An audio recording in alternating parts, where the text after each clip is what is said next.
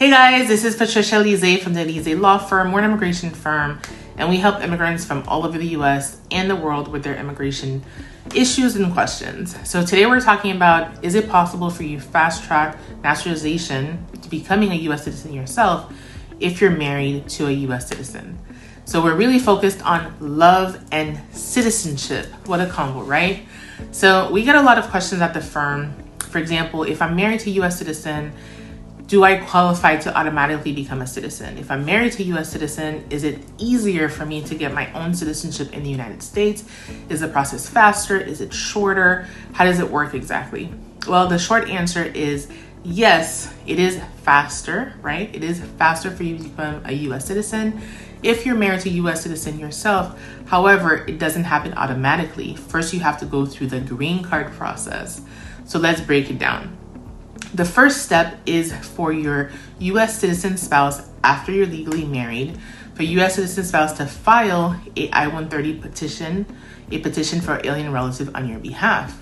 Now, for you to get the green card, there's two different ways. The first way is called adjustment of status. Adjustment of status is when you're physically here in the U.S. and you qualify to get your green card while you're physically here. The second way is if you're doing consular processing.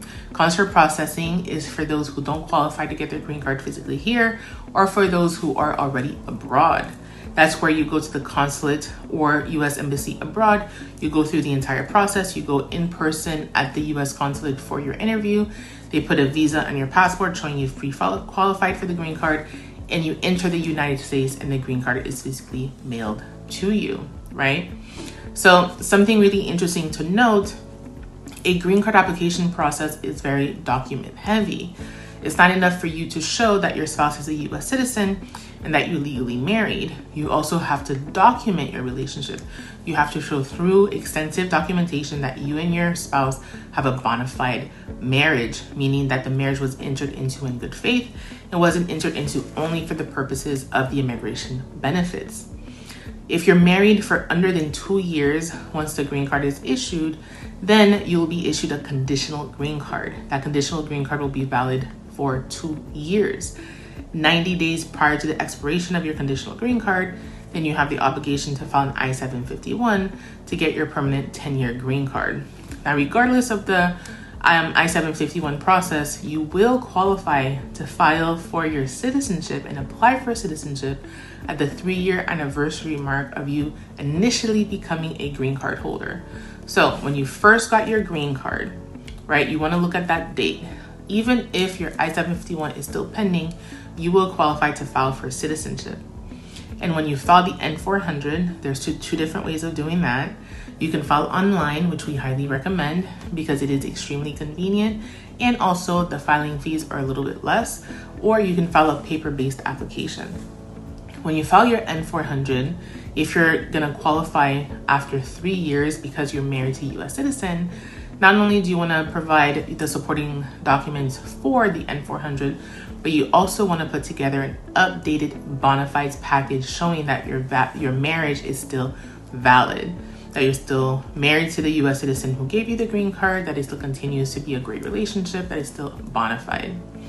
With your N-400 application, even if you are on that fast track, you must prove that you meet the residency requirements, meaning that you've lived in the U.S. for at least 18 months in the last 3 years, and that you haven't spent more than 6 months during one trip outside of the United States. Now, this is really important for green card holders or lawful permanent residents to understand.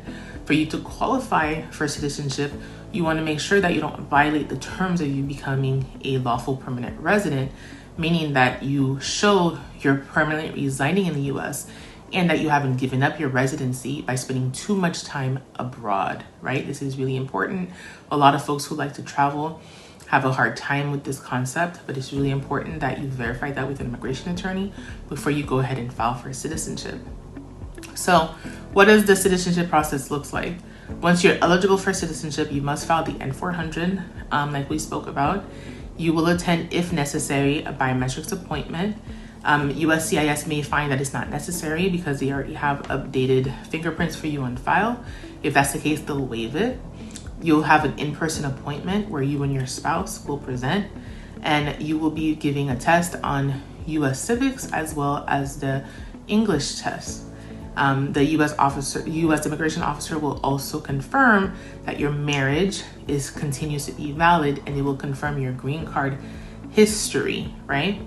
If you pass, then you will take your oath and you celebrate because now yourself, you are now a U.S. citizen. Congratulations. As a U.S. citizen, you are now able to petition for your family members.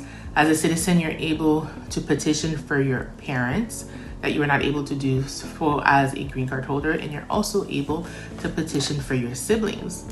As a U.S. citizen, you have this great opportunity and responsibility to also vote in U.S. elections. This is really important. And you can apply for a U.S. passport. You can even reside abroad as a U.S. citizen, which you could not do as a green card holder. And you no longer have the obligation every 10 years to renew your green card. So marriage can be a great way of speeding up your process of becoming a citizen. However, it is not going to cut out the process of first going through the green card application, right? So first having your spouse file the I-130, going through adjustment of status or consular processing, getting your initial green card, and then seeing when you will qualify for citizenship. I hope this video was helpful. If so, please make sure to subscribe and drop your comments or questions you have here below this video. I hope to hear from you guys soon. Bye guys.